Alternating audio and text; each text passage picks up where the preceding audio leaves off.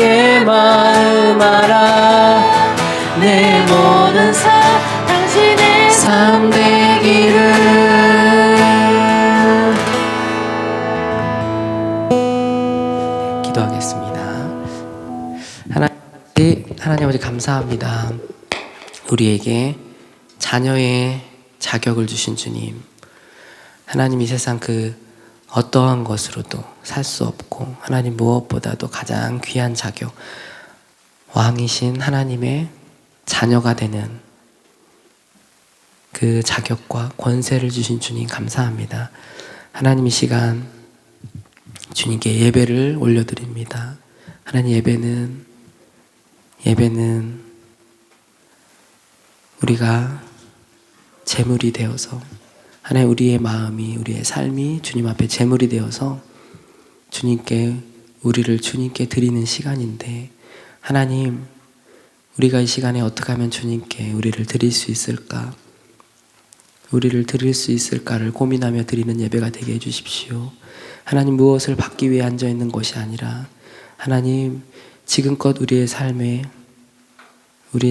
함께 하셨던 주님께 우리의 삶에 많은 복과 많은 인도와 많은 도움을 주셨던 주님께 이 한 시간 주님께 드려지는 시간이 될 수 있도록 나의 마음을 드리고 나의 삶을 드리고 예물을 드리고 나를 주님께 드려지는 주님 그 시간이 될 수 있도록 그래서 주님 말씀이 하나님 말씀이 목사님 입에서 선포될 때마다 하나님 우리가 그것을 맞다고 아멘이라고 주님께 호응하게 하시고 하나님 나를 위해 드리는 예배가 아니라 주님께 나를 제물로 그렇게 드려질 수 있는 그 한 시간이 될 수 있도록 주님 우리의 생각이 바뀌는 시간이 되게 해주십시오. 하나님 말씀 전하시는 목사님께 하나님 그 말씀 전하실 때에 정말 우리에게 꼭 필요한 말씀이 되게 해주시고 그것을 하나님 그 데살로니가 교회가 했던 것처럼 하나님 사람의 입에서 나오는 말로 듣지 않고 하나님의 입에서 나오는 말로 들을 수 있도록 주님 우리의 마음을 하나님 그렇게 변화시켜 주시옵소서. 하나님 우리의 죄악들을 이 시간 고백합니다. 하나님 우린 죄인입니다. 그렇기에 주님 앞에 설 수 없지만 주님 예수님의 십자가를 힘입어 나갑니다. 예수님의 그 십자가에 흘리신 보혈로 우리를 덮어주시고 우리의 마음을 덮어주시고 이 장소와 이 자리를 다 예수의 보혈로 덮어주시고 성령님 초청합니다. 이 시간 가운데 충만하게 임하시옵소서. 각 사람의 심령과 일상과 마음 가운데 성령께서 임하셔서 성령님으로 인해서 영과 진리로 드리는 예배가 되게 해주십시오. 주님 감사합니다. 예수님의 이름으로 기도합니다. 아멘. 아멘. 사랑하고 축복합니다. 우리 같이 한번 인사해 볼까요? 옆에 있는 분들. 네, 잘 오셨습니다. 환영합니다. 네, 우리 안에 주의 은혜가 주의 사랑으로 신실하게 임하는 시간 되어질 줄 믿습니다. 한 주간의 삶 가운데 주님께서 인도하셨던 삶의 흔적들이 누구에게나 이렇게 남아있을 줄 압니다. 우리 지난주에 이어서 이 5월 달에는 예배하는 삶에 대해서 배워나가는 시간들 갖고 있습니다. 우리 말라기 말씀을 지난주에 같이 나눴습니다. 예수님이 오기 전 400년 전에 말씀을 전했던 사람인데요. 이 말라기의 뜻이 마이 메신저라고 하는 뜻을 가지고 있었다고 했잖아요. 나의 사자다. 하나님의 말씀을 대언하는 그런 대언자다. 이런 말씀을 같이 나눴습니다. 그때 예배 상황들이 어땠냐? 포로기를 거쳐서 이제는 원래 살아갔던 그 예루살렘 그 터로 다 한 사람 한 사람이 돌아오게 되었습니다. 1차, 2차, 3차 침공에 의해서 바벨론에 의해서 이스라엘 남유다가 완전히 망했습니다. 그때 망해 가고 있을 때 눈물을 흘리면서 하나님께 돌아와야 된다. 우상 섬기는 것을 버려야 된다. 세상에 가치 소중하게 여기고 살아갔던 것들을 내려놓고 하나님을 바라봐야 우리 망하지 않을 수 있다. 누구의 호소였습니까? 예레미야 선지자의 호소였어요. 그래서 예레미야서가 길다고 했어요. 52장이라고 하는 엄청난 분량이에요. 계속해서 하나님께서 말씀하시면서 기다리시고 계시는데, 그 당시의 통치자들, 그 당시의 또 제사장들, 그 당시의 백성들은 많은 부분 안에서 마음도 무너져 있고 생각도 거짓되어져 있고 어그러져 있었던 그런 삶의 길들이 너무 많았습니다. 그래서 하나님의 심판이 임했습니다. 하나님의 심판은 뭐예요? 기회예요, 기회. 그렇게 살아가는 곳에서 돌이켜야 된다.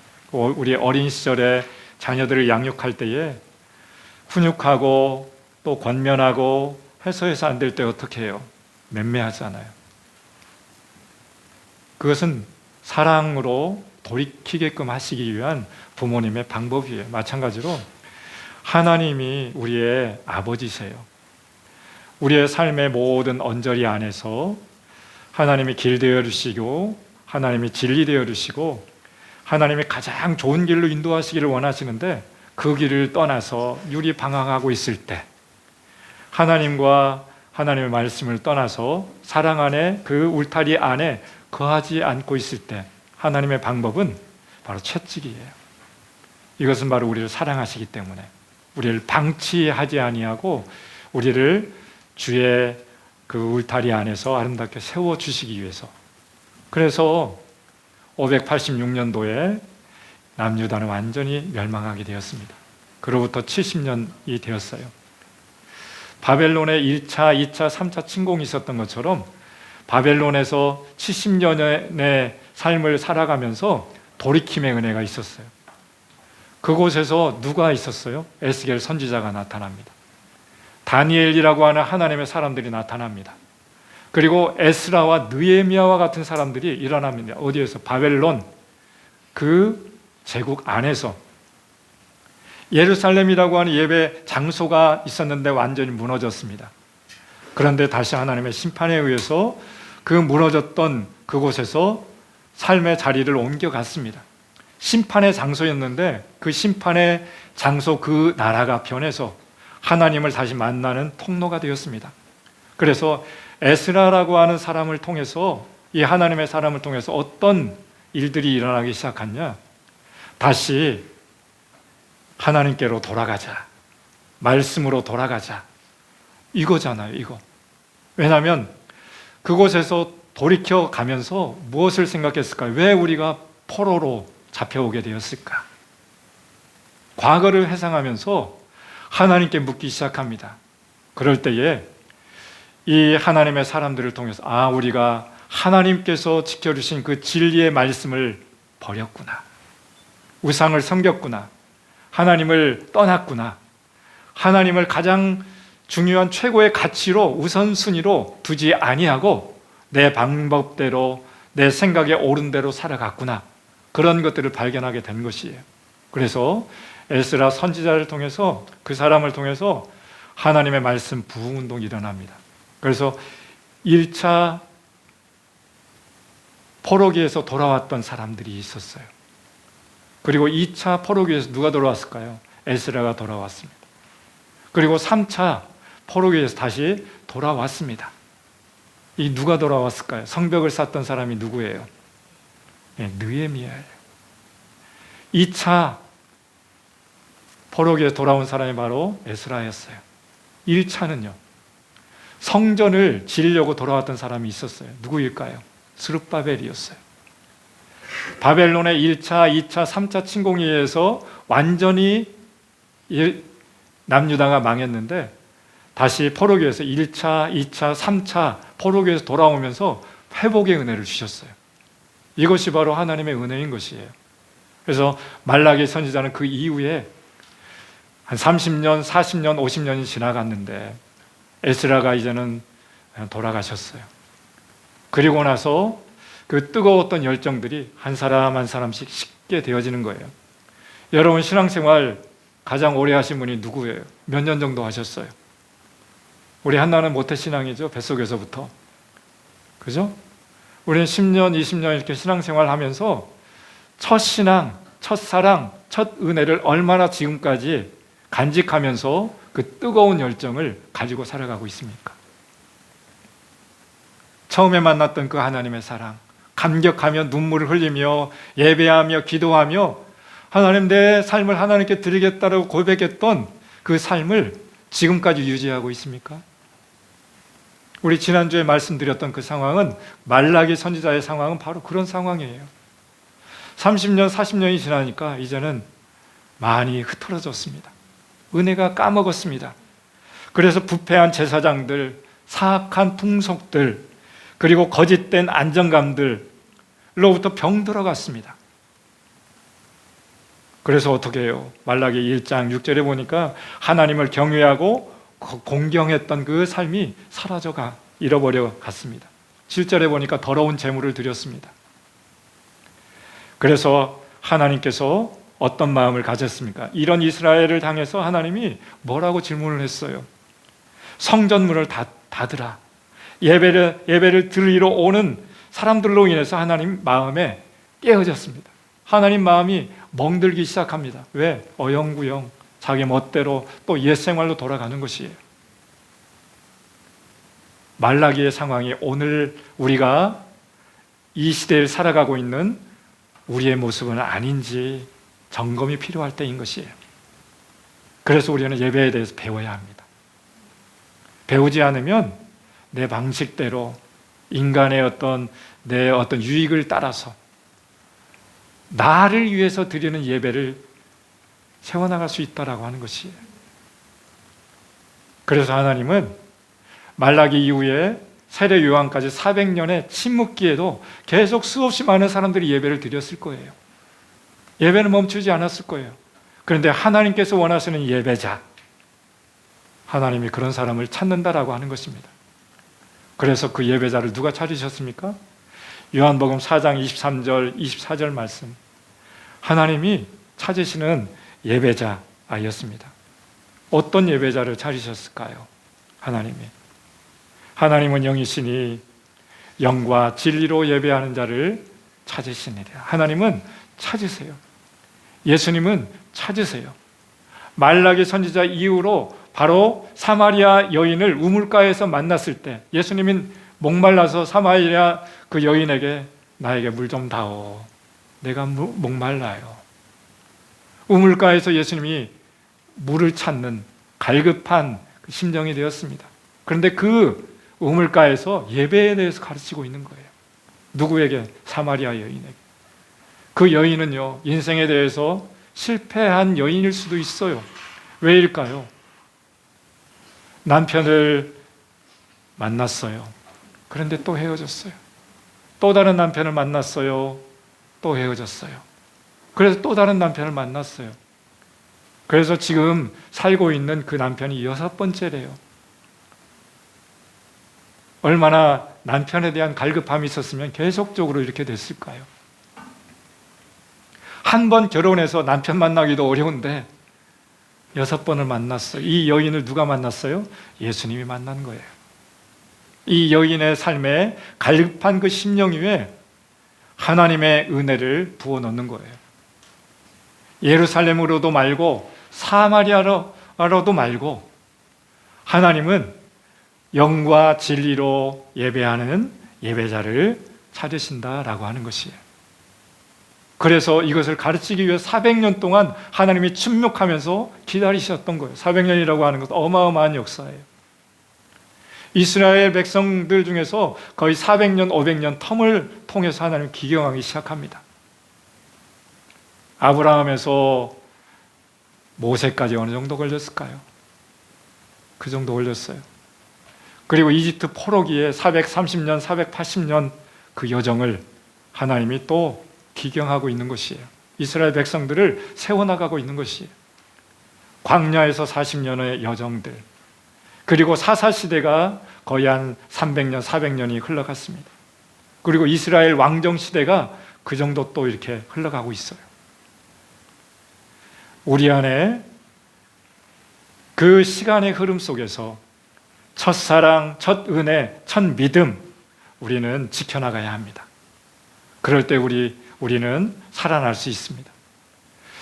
그 땅 가운데 예수님이 인간의 모습을 인간의 성육신 하셔서 가장 먼저 가르쳐 주셨던 것이 무엇입니까? 바로 예배하는 자를 찾는 것이에요.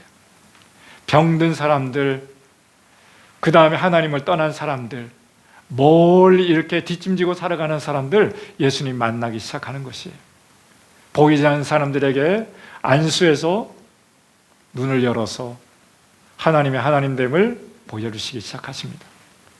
40년 동안 걷지 못해서 그냥 살아가고 있는 그 지치고 낙담된 영혼들을 예수님이 만나서 치유하십니다. 그리고 또 몇 년 동안, 38년 동안 병에 걸려서 날마다 베데스다 연못가에서 병낫기를 구하면서 이렇게 어렵게 살아가고 있는 사람을 예수님은 만나주십니다. 그들을 회복시키는 거예요. 왜? 하나님께서 예배자를 세워 나가시기 위해서. 무너졌던 삶의 자리 가운데 하나님은 예배를 심는 것이에요. 예배는 무엇일까요? 오늘 그 이야기를 하려고 합니다. 예배는 무엇인가? 우리 무너졌던 예배의 자리 안에서 영과 진리로 하나님을 만나서 그런 삶을 살아가야 되는데, 그렇게 살아가야 될 우리 안에 얼마나 우리가 예배에 대해서 알고 있습니까? 우리 지난주에 모세에 대해서 만났습니다. 출애굽기 이 말씀을 드렸습니다. 우리 다시 한번 읽어볼까요? 출애굽기 시작.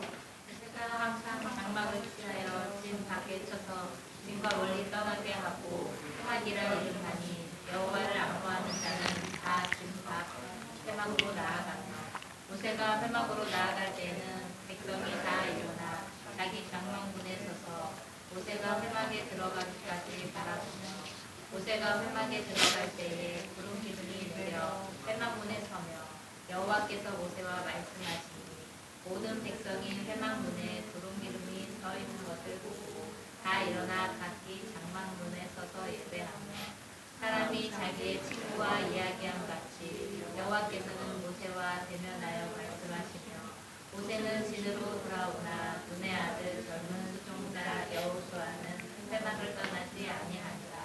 아멘. 오늘 여기 말씀해 보면 회막이 계속 등장해요. 매 절마다 회막이라고 하는, 어떻게 보면 하나님이 공간 안에 이렇게 예배 처소를 세우신 그 역사는 여기에서부터예요. 그 전에는 다 돌단을 쌓아서 어떤 장소나 어떤 지역을 이동할 때에 그곳에서 그렇게 제물을 드리고 쌓았잖아요. 근데 모세 시대 이후에 어떻게 했습니까? 하나님이 성막이라고 하는 단촐한 장소, 구별된 장소를 이렇게 주셨어요. 회막은 하나님을 만나는 장소였습니다. 하나님을 기억하는 장소, 하나님이 임재하는 장소, 하나님과 교제하는 장소였어요. 그래서 그곳에서요, 모세의 삶은 뭐예요? 11절 말씀해 보니까 사람이 자기 친구와 이야기한 것 같이 여호와께서는 모세와 대면하여 말씀하시니라. 아멘. 하나님이 모세와 대면에서 만났대요. 대면에서. 온라인으로 만나지 아니하고 대면에서 만났대요. 우리 안에 필요한 영역들은 무엇입니까? 하나님과 대면에서 만나는 그 시간대가 있어야 되는 것이에요. 여러분이 한적한 공간 안에서 아무도 터치받지 아니하고 하나님을 만날 수 있는 그런 시간들, 그런 장소들 있으면 좋겠어요. 또한 부류가 나오죠. 먼 발치에서 모세가 어떻게 하나님을 만나고 있나 두렵고 떨림으로 지켜보고 있는 백성들의 모습이 있어요. 우리의 모습 속에서 그렇게 먼 발치에서 있는, 멀리에서 모세처럼 친구처럼 가까이 하나님과 그런 삶을 살아가기를 하나님은 원하고 있습니다. 그런 하나님을 만날 수 있는 그런 예배의 삶이 우리 안에 펼쳐지면 좋을 것 같습니다. 그렇다면 예배란 무엇입니까? 우리 영어로요, 워십이라고 하는 의미예요. 워십. 이것은 어떤 사람이나 어떤 물건에 대해서 가장 가치 있게 여긴다라고 하는 그런 의미를 가지고 있어요. 가장 가치 있게. 우리 청년회 중에서 가장 또 우리 청년회 회장님 임명할까? 우리 영근 형제님이 가장 가치 있게 여기는 것이 어떤 것이에요? 예배가 가장 가치 있어요? 아유, 정답 이렇게 컨닝한 건 아니잖아. 그죠? 우리 남수 형제님은 이 세상에 살아가면서 뭐가 가장 가치 있게 다가와요?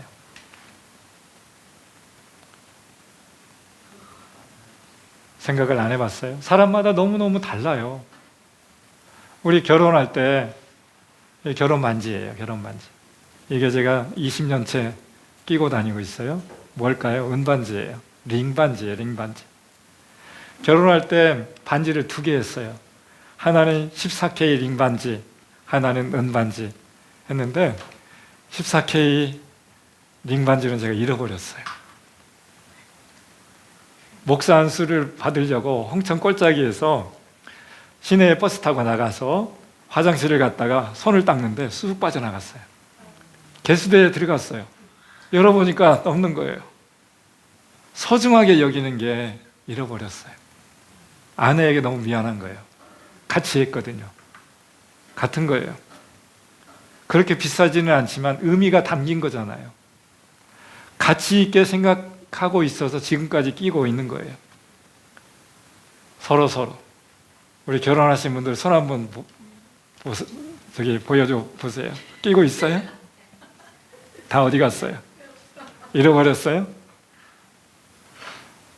왜냐하면 결혼은 어떤 이 의미는 소중하기 때문에 늘 보면서 때로는 사랑스럽고 때로는 마음이 어렵고 때로는 함께하기 어려울 때라고 할지라도 기억할 수 있는 거예요. 가치가 있는 거예요. 아, 그래요? 우리 당 떨어졌어. 우리 어지러우니까 먹어도 돼요. 우리 약을 또 이해해 주세요. 네. 여러분들이 가치 있게 여기는 것 뭘까요? 다이아인가요? 아니면 수억의 재산인가요? 아니면 어떤 일터를 어떻게 해서 어떤 내 인생의 어떤 성공과 유익을 위해서 뭔가 누릴 수 있는 건가요? 한번 여러분이 가장 가치 있게 여기는 것은 무엇일까요? 누구나 다 있어요. 어떤 사람은 지식일 수도 있어요. 어떤 사람은 어떤 명예일 수도 있어요. 어떤 사람은 권력일 수도 있어요. 사람마다 가치 있게 여기고 있는 것이 다 다르다라고 하는 거예요. 이 워십이라고 하는 영어의 문자적인 의미는 가치 있게 여긴다라고 하는 것인데 누구를요? 예배는 하나님은 나의 최고의 가치로 여기면서 섬기는 것, 이것이 바로 워십, 예배의 뜻인 거예요. 하나님을 최고의 가치로 여기는 것. 우리 영근 형제는 그렇게 하기 위해서 또 달려왔어요. 감사해요. 여기에 앉아서 함께 예배하고 있는 여러분들, 하나님을 최고의 가치로 두고 예배하고 있는 줄 알아요. 그래서 우리 100만 원 일당 포기하고 달려나왔잖아요. 다른 여행 가면 우리 눈 포기할 수 있어요. 좋은 것을 보고 누릴 수 있어요. 그것을 포기하고 우리 주일에 하나님을 최고의 가치로 여기고 달려나왔잖아요.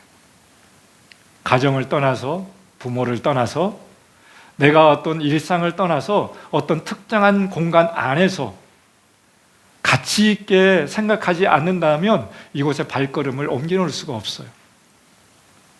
그래서요, 우리 하나님을 최고의 가치로 여기면서 살아가는 것이 바로 예배인데 시간에 대해서 그렇게 했으면 좋겠어요. 여러분의 인생의 타임 스케줄 중에 하나님을 최고의 가치로 두면 우선적으로 떼어놓고 하나님께 드려지는 그런 시간이 있잖아요. 그래서 우리 재정의 11조는 뭐예요? 하나님이 모든 재정, 모든 공급처는 하나님이 내 인생의 공급자이십니다. 믿음의 신앙 고백이 바로 11조예요. 이게 믿음의 고백인 거죠. 믿음의 테스트가 바로 그거예요. 그것 플러스 시간의 11조가 있어요. 내 인생의 10의 시간도 하나님이 내 인생의 주인이십니다. 인생에 있어서 24시간의 10분의 1은 어느 정도죠? 24시간 중에 10분의 1? 두세 시간인가요? 많은가요? 10시간이면 1시간이잖아요. 20시간이면 2시간이잖아요. 우리 시간에 대해서도 하나님께 드려지는 그런 시간 됐으면 좋겠어요. 하나님을 생각하는 시간, 하나님을 만나는 시간. 하나님을 만나는 그 시간은 뭐냐면 기도를 통해서 만날 수 있어요. 말씀을 읽어가면서도 만날 수 있어요. 예배하면서도 만날 수 있어요. 다양한 모습으로 하나님을 가치 있게 두고, 최고의 가치로 두고 우리 일상을 떼어놓고 그런 삶을 살아가는 삶, 너무 귀한 것이에요. 세상 원리로 따지면 더 가치 있게 여길 수 있는 것이 너무 많이 있어요. 좀 전에 얘기했던 것처럼 어떤 사람은 재정일 수 있어요. 어떤 사람은 일이 있을 수 있어요. 일. 어떤 사람은 사람의 관계일 수도 있어요. 어떤 사람은 운동일 수도 있어요. 그래서 우리 재정자매님의 남편은 지금 테니스를 치면서 테니스를 예배하고 있는 거예요. 왜냐하면 그게 최고의 가치거든요. 우리가 우선적으로 생각하고 있는 가치, 이것을 예배하고 있다라고 하는 것이에요. 이게 우상일 수도 있고 하나님일 수도 있는 거예요. 일일 수도 있고 돈일 수도 있고 사람일 수도 있고 보이지 않는 명예일 수도 있고. 그래서 여기서 워십이라고 하는 것은 하나님을 나의 최고의 가치로 여긴다라고 하는 것이에요. 나에게 유익이 되지 않는다라고 할지라도 최고의 가치가 성립되는 경우도 있어요. 그게 뭘까요? 부모가 자녀를 가치 있게 여기는 것이에요. 결혼하신 분들은 아실 거예요. 부모는 자녀를 정말 가치 있게 헌신하잖아요. 재정에 대해서도 헌신하잖아요. 시간에 대해서도 헌신하잖아요. 어떤 영역 안에서 필요를 따라서 계속적으로 공급해 주려고 노력하고 있잖아요. 공급해 주고 있다고 하는 건 나의 것을 넘겨주는 거예요. 내 것을 어떻게 잃어버리는 거예요. 부모가 자녀를 가치 있게 여기는 것처럼 하나님은 우리를 가치 있게 여기고 계세요. 그래서요, 예수님을 우리에게 보내셨어요. 하나님은 우리를 최고의 가치의 우선순위로 두고 예수님을 포기하고 우리를 선택하셨어요. 왜요? 우리가 가치 있기 때문에. 하나님의 자녀이기 때문에.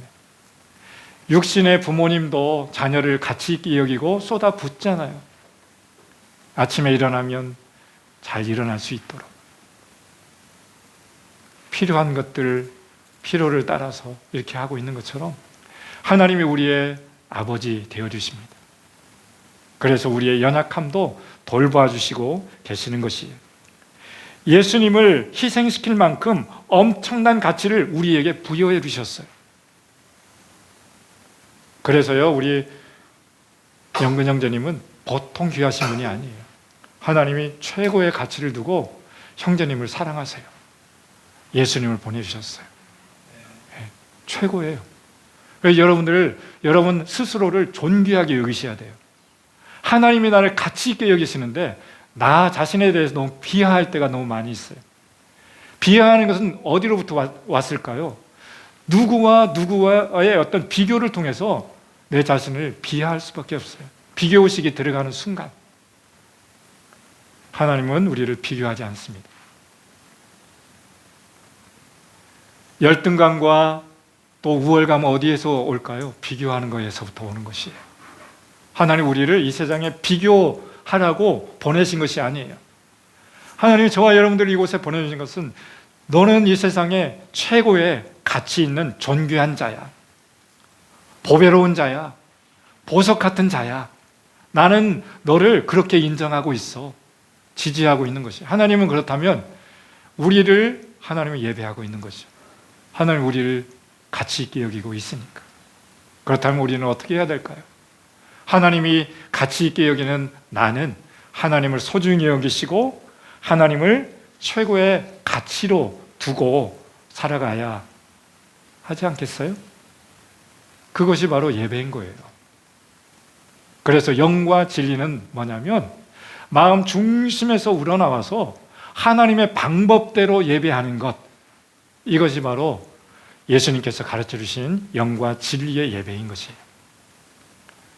어떤 장소적인 부분들 떠나서 내가 내 소견에 오른 대로, 생각에 오른 대로 이렇게 예배드리면 될 거야 라고 하는 것을 내려놓고 하나님이 우리에게 가르쳐 주시는 대로, 그래서 아담 이후로부터 지금까지 하나님은 예배자를 찾고 계십니다. 하나님은 우리를 그런 존재로 여기신 거예요. 그래서 소중한 가치를 두고 살아갈 수 있기를 바랍니다. 그래서요, 우리 창세기에 보면 아브라함이 등장하죠. 이 워십이라고 하는 단어가 처음 쓰여진 그 성경 구절이 있어요. 어디냐면 아브라함이 이삭을 바치는 그 장면이 있잖아요. 바치기 전에 그 아브라함의 종 사환과 대화하는 그런 장면이 나와요. 그곳에 처음으로 워십이라고 하는 단어를 사용하고 있어요. 무엇이에요? 아브라함이 100세에 낳은 누구죠? 이삭이었죠. 100세에 낳은 이삭을 하나님이 드려라 라고 했을 때 이삭의 나이는요, 몇 살이었는지 아세요? 지금 한나의 나이예요. 16살, 17살, 10대였어요. 힘이 있는 존재였어요. 무엇인가? 10대는요. 그 나이 때 하나님이 아브라함에게 얘기하는 거예요. 너 100세에 낳은 그 아들 너무너무 가치 있지? 너무너무 소중하지? 내가 너를 한번 테스트하고 싶어. 너 그 자녀 나한테 드릴 수 있겠니? 라고 하는 거예요. 누구에게요? 아브라함에게. 100세에 낳았던, 애지중지했던, 가장 소중히 여겼던 그 이삭이라고 하는 그 아들, 나에게 데리고 올래? 나에게 바칠래? 우리 영근 형제님 같으면 어떻게 할까요? 결혼을 했어요. 자녀를 낳았어요. 근데 수년 동안 기다렸던 자녀가 낳지 않는 거예요. 근데 어느 날 기다렸던 자녀가 낳았어요. 너무 사랑스럽겠죠. 내 모든 것을, 내 모든 재산을 이렇게 물려주고도 아낌 없을 정도로 이렇게 소중히 여기는 자녀. 만약에 하나님께서 드려라 라고 할 때 어렵겠죠. 엄청난 고민했겠죠. 하나님, 무슨 말씀하는 거예요? 하나님이 약속의 자녀로 주셨잖아요. 그런데 그 아들을 제물로 드리라고요? 하나님, 나 그럴 수 없어요. 아브라함이 이렇게 하지 않았다라고 하는 거예요.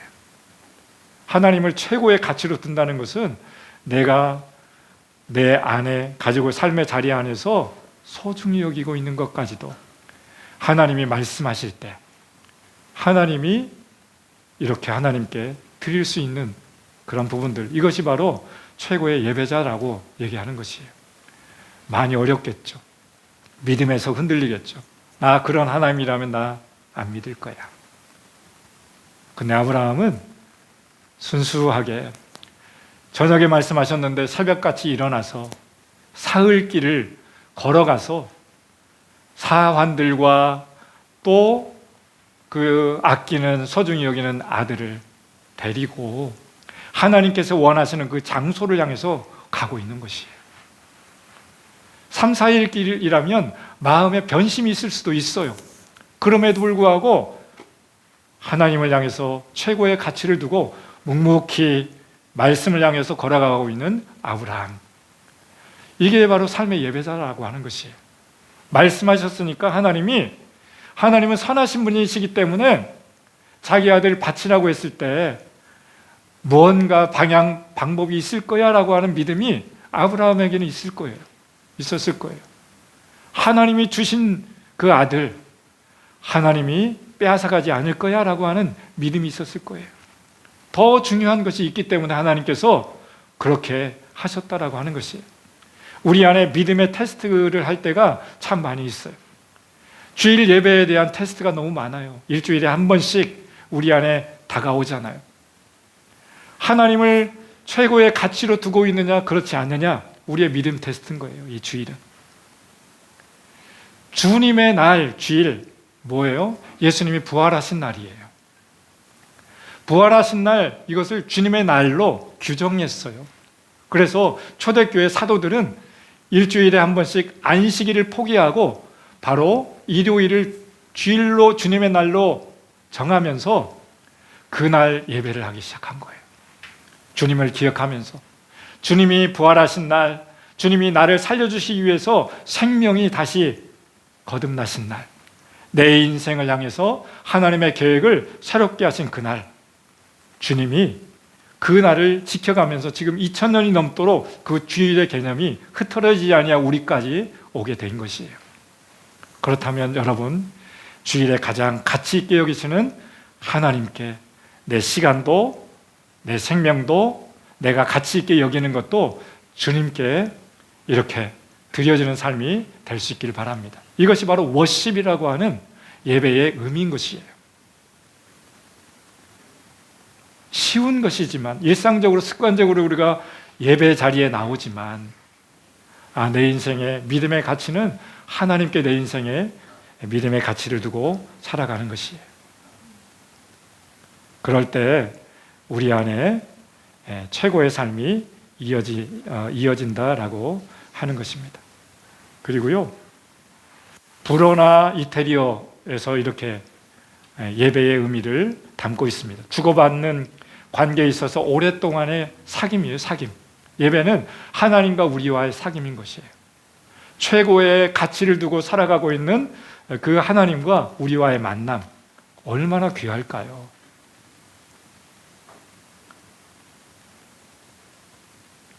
교제하고 있는 삶, 사랑하는 사람과 깊은 사귐이 있을 때, 우리 좀 전에 얘기했잖아요. 모세가 하나님과 교제하고 있을 때 하나님은 모세를 친구처럼 대면하여 만났다라고 하는 것처럼, 예배는 하나님과 그런 시간을 갖는 것이에요.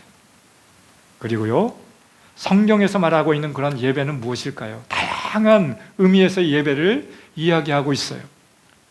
야레라고 하는 히브리어 단어를 쓰고 있고요, 헬라어에서는 세보마이라고 하는 이런 단어를 쓰고 있어요. 이건 뭐냐면 경외하다, 존경하다라고 하는 것이에요. 최고의 가치를 둔 그 하나님을 경외하는 거예요. 그분을 존경하는 것이에요. 그리고 그분을 공경하는 것이에요. 우리의 마음의 태도가 중요한, 경외하고 존경하는 건 뭐예요? 마음의 태도인 거예요. 마음의 태도. 이 단어가 어디에서 사용됐냐? 신명기 6장 13절이에요. 읽어볼까요? 시작. 내 하나님 여호와를 경외하며 그를 섬기며 그의 이름으로 맹세할 것이니라. 아멘. 신명기에서 히브리어 야레라고 하는 단어가 바로 경외하다, 섬기다라고 하는 그런 의미를 가지고 있어요. 내 하나님 여호와를 경외하며 그를 섬기며 그 이름으로 맹세할지어다 말씀하고 있어, 우리 안에. 그리고 신약 성경에서도, 신약 성경은요 헬라어로 이렇게 기록됐다라고 했잖아요. 그것은 바로 세보마이라고 하는 의미를 가지고 있는데, 이것은 바로 마태복음 15장 8절에 있어요. 읽어볼까요? 시작. 이 백성이 입술로는 나를 공경하되 마음은 내게서 멀다. 예. 이 백성은 누구예요? 이스라엘 백성들이에요. 입술로는 나를 공경한대요. 하나님을 공경하고 있대요. 그런데요, 마음은 멀어져 있대요. 예배는 뭐라고 그랬어요? 경외하다, 존경하다, 공경하다라고 했잖아요. 마음으로 공경하고 존경해야 되는데 입술로만 공경하고 존경하고 경외하고 있는 이스라엘 백성들을 향해서 너희 마음은 왜 나에게서 멀어졌냐 이렇게 얘기하고 있어요. 나는 너희 마음을 원해. 마음 중심을 원해. 사단도 우리 마음을 빼앗아가려고 한다고 했잖아요. 우리 마음의 중심에 나도 내 마음의 주인 되려고 하고 있고, 사단도 하나님도. 우리 마음 중심에서 하나님을 공경하고 존경하는 것, 거기에서부터 예배가 시작된다라고 하는 것이에요. 또 이 단어가 있어요. 히브리어에서 샤하라고 하는 단어를 쓰고 있어요. 이것은 바로 절하다, 엎드리다라고 하는 단어예요. 우리 시편 99편 한번 읽어볼까요? 시작. 너희는 여호와 우리 하나님을 높여 내 발등상 앞에서 경배할지어다. 그는 거룩하시도다. 네. 여기서 경배하다라고 하는 것, 샤하라고 하는 단어를 쓰고 있어요. 하나님의 발등상 앞에서 경배할지어다. 하나님의 발등상 앞에서 절할지어다, 엎드릴지어다 라고 하는 것이에요. 우리 새해가 되어지면 우리 부모님 앞에 세배하잖아요. 공경하는 의미예요. 존중한다라고 하는 의미를 담고 있어요. 우리 하나님께 예배하는 것은 바로 하나님의 발등상 앞에서 무릎 꿇고 절하고 예배하면서 내 마음을 드리는 거예요. 하나님 나의 인생의 주인이십니다. 최고의 가치이십니다. 내 마음을 그렇게 인정하면서 드리는 것이, 이것이 바로 믿음으로 드리는 예배다라고 하는 것이에요. 예. 우리 하나님을 높이는 것이에요. 그래서 경배하고 그분을 거룩하게 여기는 그런 삶. 그리고요, 우리 또 신약 성경에도 있어요. 신약 성경에서는 프로스키네오라고 하는 단어를 쓰고 있는데 바로 입맞추다라고 하는 것이에요. 우리 한번 읽어볼까요? 요한복음 4장 23절 시작. 아버지께 참되게 예배하는 자들은 영과 진리로 예배할 때가 없나니 곧 이때라. 아버지께서는 자기에게 이렇게 예배하는 자들을 찾으시느니라. 아멘. 여기서 예배하다, 예배가 많이 반복되고 있잖아요. 헬라어로 프로스키네오다라고 하는 거예요. 프로스키네오. 영과 진리로 입맞추는 자들은, 예배하는 자들은 바로 지금인데 그 사람을 하나님이 찾으신다라고 하는 것이. 우리가 서로 사랑하는 사람에게 입맞추잖아요. 존경하잖아요. 우리 하나님께도 그러한 것을 원하는 거예요. 그래서 하나님과 깊은 사귐이 예배이고, 하나님을 최고의 가치로 마음 중심에서 우러나오는 모습으로 그분을 인정하고 지지하면서 가는 것이 바로 예배이고, 그분 앞에 엎드려 절하면서 그분을 공경하는 것도 그것이 바로 예배자의 태도다라고 하는 것이에요. 또 있어요. 예배의 의미가 다양하게 사용된다고 그랬잖아요. 또 히브리어에서 아바드라고 하는 단어가 있어요. 그리고 샤라트라고 하는 단어가 있어요. 헬라어에서는요, 레이트루게오 또 라트이게아라고 하는 단어가 있는데, 이것은 노예나 종이 주인을 섬긴다라고 하는 의미를 가지고 있어요. 이것도 한번 읽어볼게요. 신명기 10장 12절 시작. 그러나 내 하나님 여호와께서 내게 요구하시는 것이 무엇이냐? 곧 내 하나님 여호와를 경외하여 내 모든 도를 행하고 그를 사랑하며 마음을 다하고 뜻을 다하여 내 하나님 여호와를 섬기고. 아멘. 여기서 섬긴다라고 하는 것은요, 바로 아바드라고 하는 단어를 쓰고 있어요. 우리가 알아야 될 것은 뭐냐면, 노예나 종이 주인을 섬긴다라고 했잖아요. 근데 고대 시대, 고대 근동이나 예수님 오기 전에 노예들이 참 많이 있었을 거 아니에요? 그때의 노예 개념과 우리가 생각하고 있는 노예 개념은 너무 달라요.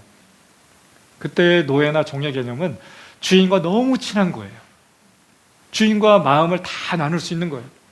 주인이 그 종에게 마음을 쏟아 부으는 거예요. 그래서 중요한 일들을 다 맡기는 거예요.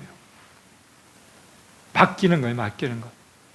그렇다면요, 하나님과 우리가, 하나님은 우리에게 중요한 것을 다 맡기셨어요. 태초의 사람 아담에게 하나님은 맡기셨어요. 경작하고 다스리게끔 하나님이 6일 동안 창조하셨잖아요. 그리고 7일째 안식하시면서 아담에게 위임하셨어요. 하나님이 창조한 모든 세계를 다스려라, 돌보라, 경작하라, 가꿔라, 위임 명령을 하셨어요. 그래서 사람은 중요한 존재예요. 짐승에게 맡기지 아니하고 아담에게 맡기셨어요. 사람에게.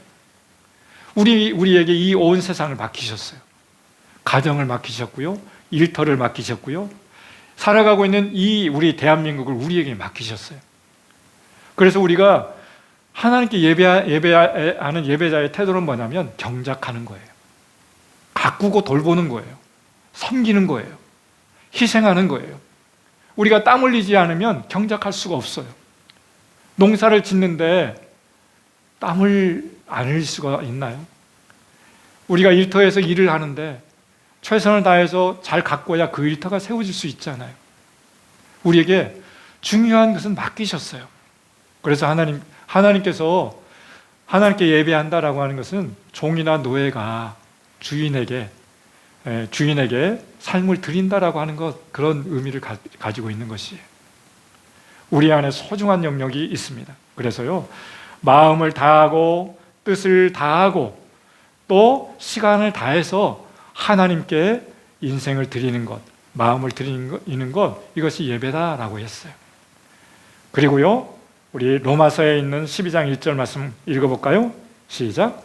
그러므로 형제들아 내가 하나님의 모든 자비하심으로 너희를 권하노니 너희 몸을 하나님이 기뻐하시는 거룩한 산 제물로 드리라. 이는 너희가 드릴 영적 예배니라.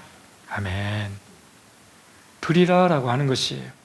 이것은 헬라어로 레이투게오라고 하는 단어를 썼어요. 산 제물이에요. 살아있는 제물. 구약시대에 양이나 염소나 짐승을 하나님께로 드려와서 제물로 드릴 때 죽어있는 제물을 드리지 않았어요. 산 제물이었어요. 소중한 제물이었어요. 흠없는 제물을 드렸어요. 마찬가지로 우리가 우리의 몸을 산 제물로 드리래요. 그러므로 형제들아 내가 하나님의 모든 자비하심으로 너희를 권하노니 너희 몸을 하나님이 기뻐하시는 거룩한 산 제물로 드려라. 살아있는 제물. 그래서요, 살아있는 제물로 드리기 위해서는 어떻게 해야 될까요? 우리 안에 죄에 대해서는 죽여야 돼요. 그리고 하나님께 우리의 마음을 드릴 때에는 살아있는 거룩한 하나님께 마음을 담긴 그런 삶의 태도를 가지고 하나님께 드려야 된다. 이것이 바로 영적인 예배다라고 말씀하고 있어요. 영적인 예배. 예수님이 그렇게 요구하시는 영과 진리로 예배하는 자를 찾으신다라고 했는데 이 영적인 예배는 무엇일까요? 바로 마음 중심에서 하나님이 원하시는 그 방법대로 내 삶을 산 제물로 드리는 그런 삶, 이것이 바로 진짜 진정한 의미에서의 예배다라고 하는 것이에요. 그런데요, 중요한 사람이 있어요. 오스왈드 챔버스라고 하는 사람이 예배에 대해서 이렇게 정의하고 있어요. 예배란 하나님께로부터 받은 것을 하나님께로 다시 돌려드리는 것이다 라고 하는 것이에요. 여러분 일상의 삶을 통해서 하나님께 무엇을 받았습니까? 하나님의 은혜를 받았습니까? 시간을 받았습니까? 삶의 중요한 가치를 받았습니까? 그렇다면 또 그것을 하나님께 나아가서 하나님께 돌려드리는 것, 이것이 바로 예배다라고 정의했어요. 그래서 오늘은 예배가 무엇인가에 대해서 이렇게 짧게 여러분들과 함께 나눴는데, 중요한 것은 워십이라고 하는 단어예요. 인생에 있어서 최고의 가치를 하나님께 두고 살아가는 것, 이것이 바로 예배 태도예요. 그래서 주일날 늦지 않았으면 좋겠어요. 하나님께 최고의 인생을 최고의 가치로 두고 있다면 시간에 대해서도 그렇게 여겼으면 좋겠어요. 그리고 예배당에 와서 하나님을 입술을 벌려서 마음으로 찬양하는 것, 하나님을 최고의 가치로 인정하는 것이에요. 고백하는 것이에요. 우리의 믿음의 신앙 고백이 바로 찬양인 것이에요. 그리고 말씀을 들을 때는 레마의 말씀으로 하나님이 어떤 분이신가, 하나님의 성품이 어떤 성품을 가지고 있는지, 내 무너진 성품으로는 이 세상에서 살아갈 때에 승리할 수가 없기 때문에 하나님의 자녀답게 살아가려면 하나님의 성품을 가져야 되는데, 그 레마의 말씀을 통해서 내 마음 안에 이렇게 받아들이는 것이에요. 선하신 하나님, 사랑이 많으신 그 하나님이 내 인생의 가치 안에 들어와서 그렇게 세워져 갈 수 있기를 바랍니다. 그래서 한 주간의 삶 가운데 도전해 보세요. 내 시간의 11조, 물질의 11조, 예배의 11조를 하나님 앞에 믿음으로 가치 있게 드려지는 삶. 그것이 바로 우리 안에 최고로 여기시는 하나님이 최고의 예배자라고 생각하면서 그렇게 드려질 수 있길 바랍니다. 우리 함께 기도하며 나갈까요? 하나님, 그렇습니다. 내가 최고로 가치 있게 여기는 것이 하나님이 아닐 때가 참 많이 있었습니다. 하나님, 이 시간 오시옵소서. 오셔서 내 삶의 가치를 다시 한번 주님께 두고, 내가 잘못 살아가고 있었던, 잘못된 예배를 드려왔던 그 삶의 어떤 믿음의 고백 속에, 가식적으로 드렸던 그 영역 속에, 형식적으로 드렸던 이 예배 가운데 이제는 정말 마음 중심에서 우러나와서 하나님이 원하시는 가치 있는, 하나님이 내 인생을 최고의 가치로 여기시고 예수님을 이 세상에 보내셔서 나를 살려주셨는데, 하나님, 내 삶이 하나님의 눈높이 안에서 하나님께 드려지기를 원합니다. 우리 함께 기도하며 주님 앞에 나가겠습니다. 하나님 아버지, 하나님 아버지, 우리를 이곳에 보내주셔서 감사합니다. 아담 이후로부터 지금까지 하나님은 영과 진리로 예배하는 예배자를 찾아주셨는데, 하나님, 오늘 그 예배자가 내가 되어지기를 소망합니다. 하나님을 최고의 가치에 두고 그분을 높여드리고 그분 앞에 입맞추며 절하며 소중히 여기면서 존귀히 여기면서 주님을 바라보며 나갈 수 있는 아름다운 삶의 여정이 될 수 있도록 주께서 인도하여 주시기를 소망합니다. 하나님, 우리의 삶을 주님 앞에 올려드리면서 더 아름다운 여정 될 수 있도록 주께서 인도하여 주시고, 내 믿음의 삶을 하나님 정말 점검할 수 있도록 도와주시기를 원합니다. 매 주마다 드려지는 예배가 하나님 앞에 올바른 예배의 삶을 살아갈 수 있도록 하나님께서 우리의 마음에 길을 열어주시고 아름답게 이루시기를 원합니다. 하나님, 그러므로 말미암아 사랑하는 형제들아, 내가 아버지의 모든 자비하심으로 너희를 권하노니 너희 몸을 하나님이 기뻐하시는 거룩한 산 제사로 드리라. 이는 너희에 드릴 영적 예배니라 라고 말씀하셨던 것처럼 최고의 가치로 나를 이곳에 두셨는데, 내 삶을 들여서, 시간을 들여서, 내 비전과 꿈을 들여서 하나님의 꿈을 이루어 나가는 온전한 삶이 될 수 있도록 주께서 인도하여 주시옵소서. 하나님, 오늘도 예배에 대해서 가르쳐 주셔서 감사합니다. 이제까지 드렸던 그 예배를 점검하게 하여 주시고, 특별히 잘못 드려진 습관적인 형식적인 예배의 자리를 변화시켜 주시기를 원합니다. 그래서 하나님이 우리 인생의 최고의 가치에 두고 가장 소중히 여기시는 그 하나님 앞에 하나님을 공경하고 하나님을 존귀히 여기고 하나님을 경외하면서 엎드려 무릎 꿇고 하나님을 찾고 하나님을 만나는 시간 될 수 있도록 주께서 인도하여 주시옵소서. 오늘도 우리를 불러주셔서 감사드리고 예수님의 이름으로 기도합니다. 아멘.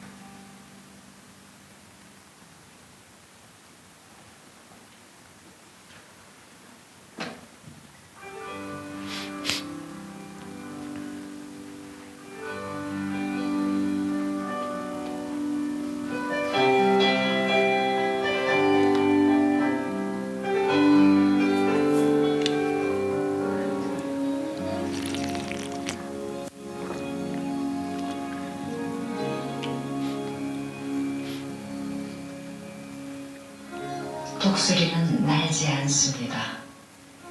날아간다는 것이 날개를 쳐서 이쪽에서 저쪽으로 옮겨가는 것을 의미한다는 말입니다.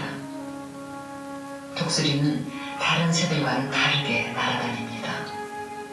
선천적으로 바람의 흐름을 구별하는 능력을 가지고 있어서 적당한 바람이 불면 단지 공중에 떠서 바람에 몸을 맡길 뿐입니다.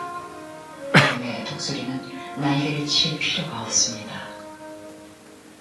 독수리가 하는 일이란 바람을 타는 것뿐입니다. 다른 새들은 폭풍을 두려워합니다. 그러나 독수리는 폭풍을 사랑합니다. 폭풍 때문에 독수리는 더 높이 날 수 있기 때문입니다. 독수리 같은 그리스도인들은 이를 악물거나 이마에 땀을 흘리면서 봉사하지 않습니다. 성령의 바람을 통해 하나님의 능력으로 봉사합니다. 이것은 열심히 일하지 말라는 뜻은 아닙니다. 다만 하나님의 능력으로 하나님의 일을 하지 않으면 어떤 것도 이룰 수가 없다는 것입니다. 부흥이 될 거라는 확신은 하나님의 약속, 즉 하나님의 말씀과 하나님의 성품에 근거합니다. 하나님만이 진정한 부흥을 일으키실 수가 있습니다. 그리고 그것은 바로 하나님께서 약속하신 것입니다.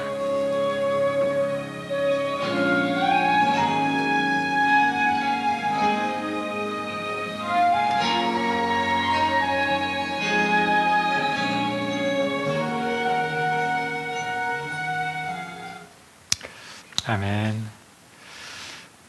날개를 치지 않아도 날개를 펴서 바람만 잘 타도 독수리와 같은 그런 인생을 살아갈 수 있는 것처럼 우리 하나님의 은혜를 잘 받아들일 수 있으면 좋겠습니다.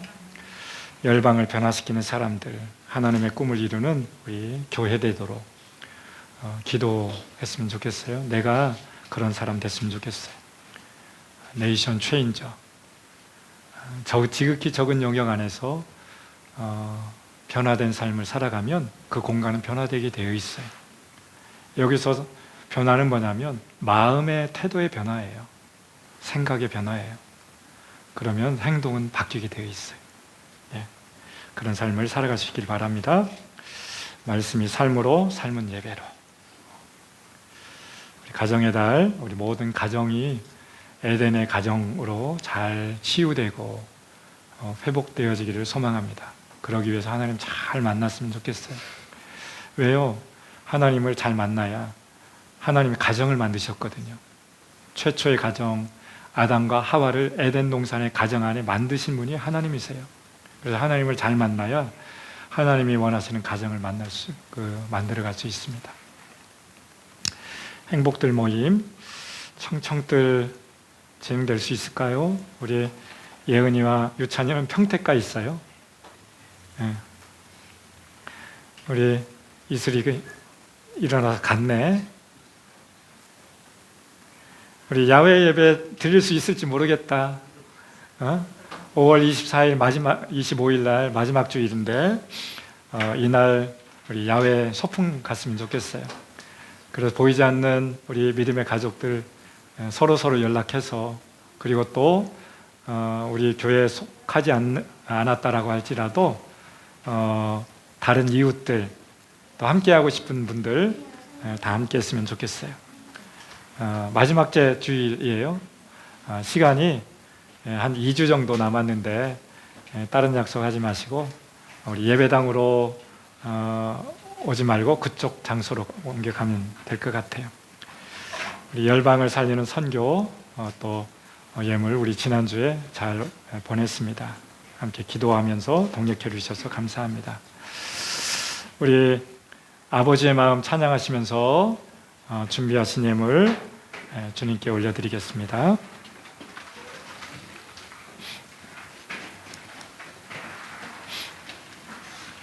우리 다 같이 일어나셔서 아버지 마음 찬양하시겠어요?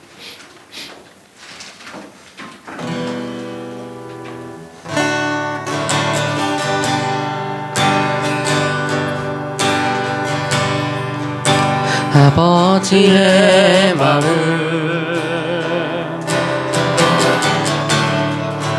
열방을 사랑하시는 한 영혼을 천하보다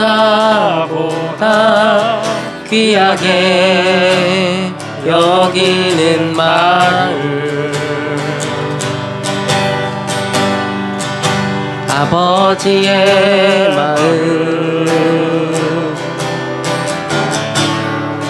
가난한 자 억울한 자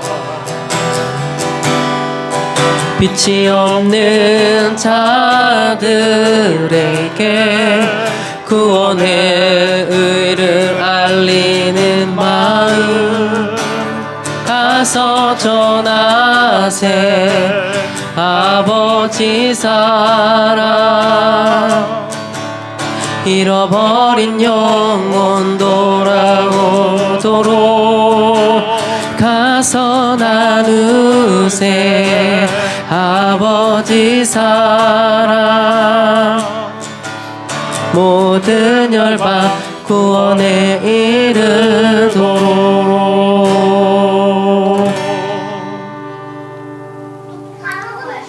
신실하신 하나님, 오늘도 우리에게 가장 소중한 시간, 우리를 불러서 주님의 말씀을 듣고 찬양하며 기도하며 주님과 교제할 수 있도록 인도해 주셔서 감사합니다. 하나님, 우리의 마음을 드립니다. 하나님, 이 시간 우리의 성품을 드립니다. 우리의 시간을 드립니다. 특별히 우리 귀한 예물을 주님 앞에 올려드립니다. 주일헌금과 감사 예물과 11조 예물과 또 우리 선교 예물을 주님 앞에 올려드립니다.